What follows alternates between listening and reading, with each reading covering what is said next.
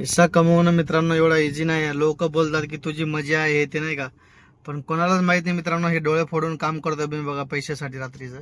हे लोकांना दिसत नाही, फक्त लोक बोलतात की नाही तुझी मजा आहे.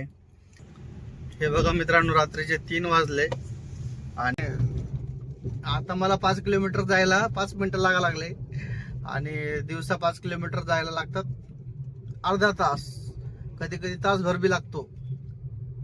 तर मित्रांनो, आता वाजले 3:58 आणि आपण आहे मित्रांनो पुणे विमानतळला आहे. आपण बघा पुणे एअरपोर्टला आहे मित्रांनो. आता आपण सध्या सकाळचे मित्रांनो 700 आणि आत्ताचे 1000 रुपये पकडून 1700 रुपये काहीतरी काम झालंय आपलं.